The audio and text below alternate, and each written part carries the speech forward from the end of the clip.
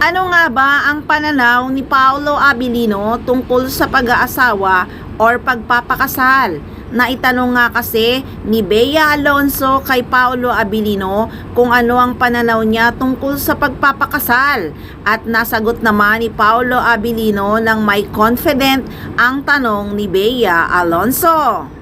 Ayon nga sa aktor, I believe in marriage because if you believe in love, and you sacrifice and you commit to them for your whole life, and I think that the best gift you could give to someone you love.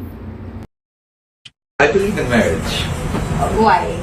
because if you find the person you love and you're willing to sacrifice and to commit to them for your whole life, then might as well marry them. I think that's the best gift you could give someone you Kaya love. naman ang mga fans ay kinilig na naman sa sagot ni Paolo Abilino at talagang sobrang gwapong-gwapo talaga ni Paolo sa kasalukuyan at talagang hiling din ng mga fans ay sana daw si Janine Gutierrez na yung maswerteng babae na pakasalan ni Pao. At syempre, meron din namang ayaw dahil bakit nga daw atat na atat ang mga fans na si Paolo Abilino at Janine Gutierrez ang magkatuluyan.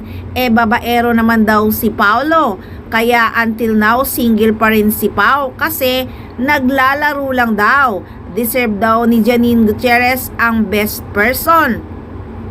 Hay naku guys, wala namang magagawa yung iba kung ayaw kay Pao para kay Janine dahil kung love naman talaga ni Janine si Paolo at marami talaga ang nagdadasal na sila ang magkatuluyan.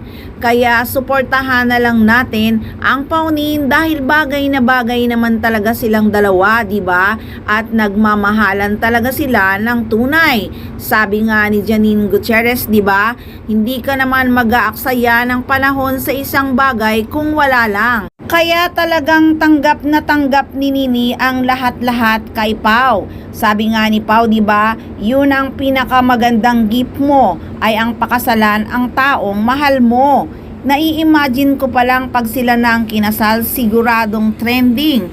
So guys, intayin natin ang kasalan ng Paunin. Doon din talaga papunta ang pagmamahalan ng dalawa. Kaya abangan lang yan, dito lang sa Maarteng Machika.